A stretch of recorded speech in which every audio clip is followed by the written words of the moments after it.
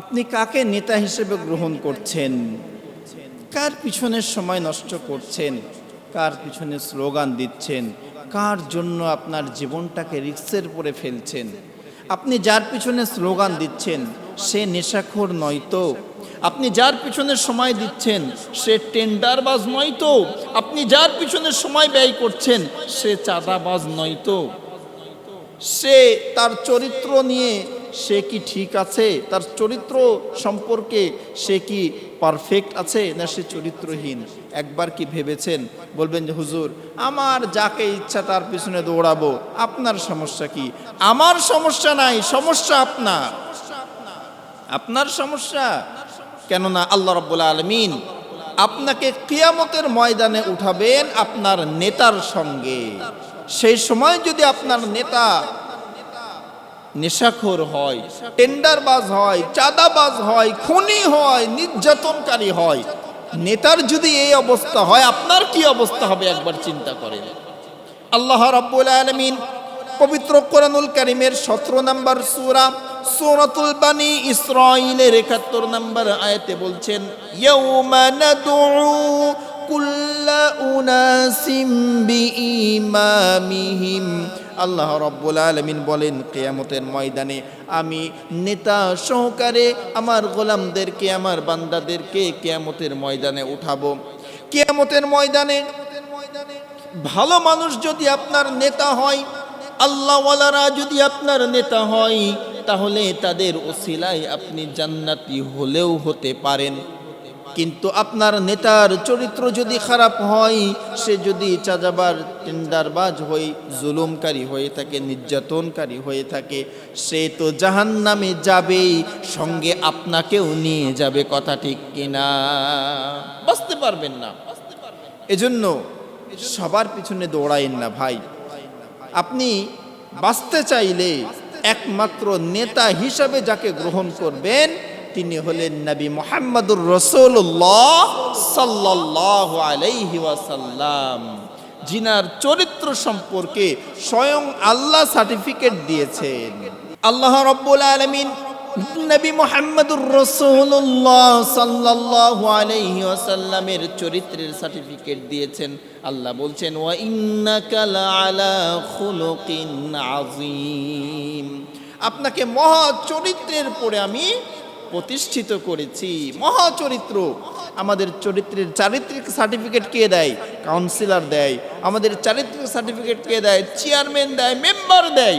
যে chairman member আমাদের চারিত্রিক সার্টিফিকেট দিচ্ছে তারই চরিত্রের ঠিক নাই, সে আবার আমাকে কি সার্টিফিকেট দিবে? কিন্তু নবী মুহাম্মদুর রাসূলুল্লাহ সাল্লাল্লাহু আলাইহি ওয়াসাল্লামের চরিত্র সার্টিফিকেট স্বয়ং আল্লাহ দান করেছেন। সুবহানাল্লাহ। এজন্য আমাদেরকে নবী মুহাম্মদুর রাসূলুল্লাহর চরিত্রবান হতে হবে। এবং যারা আওলাদে রাসূল, যারা নবীর ওয়ারিস, আল উলামা ওয়ারাসাতুল আম্বিয়া, উলামায়ে কেরামের সঙ্গে আমাদেরকে চলতে হবে। আমাদেরকে খেয়াল করতে হবে, দেখতে হবে, আমাদেরকে বেছে বের করতে হবে যে বাংলাদেশের রাজনৈতিক যে দলগুলো আছে এর মধ্যে সবচেয়ে চরিত্রবান কারা, সবচেয়ে ভালো মানুষ কারা। আওয়ামী লীগ বলেন, বিএনপি বলেন, জাতীয় পার্টি বলেন, জাসদ বলেন, বাসদ বলেন, জামাত ইসলাম বলেন, যত দল আছে আমাদের কাজ হবে যে আমরা এটাকে বের করব যে সকল দলের মধ্যে সবচেয়ে ভালো দল কোনটা, সেই দলকেই আমরা অনুসরণ করব, সেই দলের নেতাদেরকে আমরা অনুসরণ করব, তবে আমরা বাঁচতে পারবো। যেহেতু নবীজি বলেছেন, আল মারউ মাআ মান আহাব্বা, যার সঙ্গে আপনার মহব্বত হবে তার সঙ্গে আপনার কিয়ামত হবে।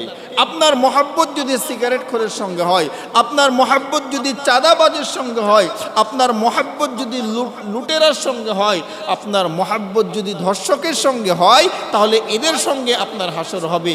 আর আল্লাহর ওলিদের সঙ্গে যদি মহব্বত হয় তাহলে আপনার হাসর তাদের সঙ্গে হবে।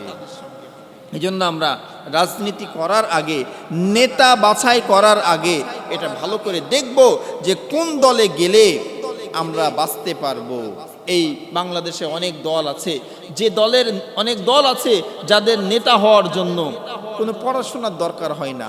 টোকাই বলেন, ভাজাওয়ালা বলেন, গামছাওয়ালা বলেন, সে যেই হোক না কেন গেলেই বড় নেতা, পড়াশোনার দরকার হয় না। এমন অনেক দল আছে, আর ওরাই ওই দলের মধ্যে ঢুকে দলের বদনাম করে। আবার এমনও দল আছে যে দলের কর্মী হওয়ার জন্য আপনাকে পরীক্ষা দিয়ে সিলেবাস পুরা করে পাশ করে তারপরে দলে অন্তর্ভুক্ত হতে হবে। এমনও দল আছে। এখন কোনটা গ্রহণ করবেন চয়েস আপনার। যেটা গ্রহণ করবেন তার প্রভাব আপনার পরে পড়বে। আপনার নেতা যদি তাড়িখোর, মদখোর, জুয়াখোর হয়, এর প্রভাব আপনার পরে পড়বে। আর আপনার নেতা যদি কোরআন তেলাওয়াত করনেওয়ালা হয়, নামাজ পড়নেওয়ালা হয়, পর উপকারী হয়, এর প্রভাবও আপনার উপরে পড়বে। এই বাংলাদেশে অনেক দল আছে, যেই দলে আপনি যোগদান করলে আপনার হাতে তুলে দিবে সিগারেট, আপনার হাতে তুলে দিবে অস্ত্র, আপনার হাতে তুলে দিবে পিস্তল, আপনাকে সন্ত্রাসী চাঁদাবাজ হওয়ার জন্য বাধ্য করবে। আবার অনেক দল আছে যে দলে অংশগ্রহণ করলে আপনার হাতে তুলে দেবে কোরআন, আপনার হাতে তুলে দেবে হাদিস, আপনার হাতে তুলে দেবে রিপোর্ট বই।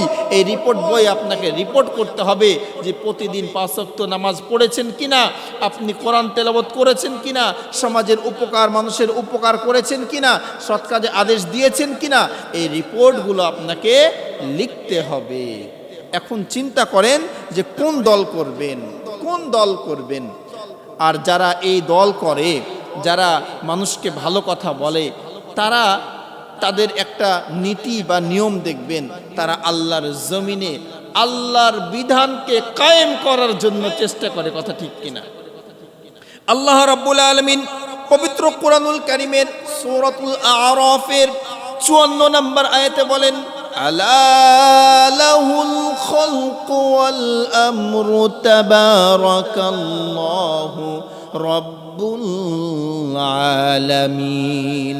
আল্লাহ রাব্বুল আলামিন বলেন, সৃষ্টি যার, আইন চলবে তার, এই পৃথিবীর মালিক যে, আইন চলবে তার। এটা আল্লাহর কথা। আর আমরা কি করি? এই পৃথিবীর মালিক আল্লাহ, কিন্তু আমরা নিজেদের আইন এই পৃথিবীর বুকে প্রতিষ্ঠিত করার চেষ্টা করি। কিন্তু এই বাংলাদেশে এমনও দল আছে, বিশেষ করে জামাতে ইসলাম এমন একটি দল, যে দলটি আল্লাহর জমিনে আল্লাহর বিধান কায়েম করার জন্য চেষ্টা করে। এজন্য হলেও আপনাকে জামাত করা লাগবে, কেননা তারা আল্লাহর হুকুম বাস্তবায়নের জন্য সমাজে চেষ্টা করে। আপনি অন্যান্য দলে গেলে গ্যারান্টি দিতে পারবেন না যে আপনি ভালো মানুষ হবেন, কিন্তু জামাত ইসলাম যদি করেন, শিবির যদি করেন, আপনি একটু নজর করেন না। আমার মুখের কথা বিশ্বাসের দরকার নাই। যতগুলো দল আছে একটু আপনি থিতিস করেন, একটু চিন্তা করেন, গবেষণা করেন, আপনিই বলবেন যে হুজুর আপনি ঠিক বলছেন। আপনিই বলবেন, একটু চিন্তা করেন। তাহলে আমরা এই রাজনৈতিক দল যা আছে বা যে রাজনীতি আছে, আপনি কোন দল করবেন চয়েস আপনার, কিন্তু এই বিষয়ে কিন্তু আল্লাহর সামনে আপনাকে জবাবদিহি করতে হবে। আল্লাহ রাব্বুল আলামিন পবিত্র কোরআনুল কারীমে এই সম্পর্কে আমাদেরকে সাবধান বাণী শুনিয়েছেন, সাবধানতা আল্লাহ আমাদেরকে করেছেন যে যাত্রার সঙ্গে যাওয়া যাবে না, যাত্রার সঙ্গে আমাদের ঘোরা যাবে না, কার সঙ্গে ঘুরতে হবে, কার পিছনে দৌড়তে হবে আল্লাহ বলে দিয়েছেন। আল্লাহ রাব্বুল আলামিন পবিত্র কোরআনুল কারীমের 12 নম্বর সূরা সূরাতুল ইউসুফের 109 নম্বর আয়াতে বলছেন, আফালাম ইয়াসিরু ফিল আরদি ফায়ানজুরু কাইফা কানা আকিবাতুল লাযিনা মিন ক্বাবলিহিম। আল্লাহ রাব্বুল আলামিন বলেন, তোমরা ভালো কাজে মানুষকে সাহায্য করো আর অন্যায় কাজে মানুষকে সাহায্য করো না। ভালো কাজ যারা করবে তাদের সঙ্গী হয়ে যাও, তাদের সহযোগী হয়ে যাও, আর যারা অন্যায় করবে, জুলুম করবে, তাদের সহযোগিতা করো না। আল্লাহ বলছেন, তাহলে যারা ভালোর পথে আছে তাদের সঙ্গ দেওয়া, তাদের সঙ্গে থাকা, এটা আমাদের কর্তব্য, ইমানি দায়িত্ব, আমাদের উপরে ফরজ। প্রিয় ভাইরা আমার, সামনে নির্বাচন আসছে।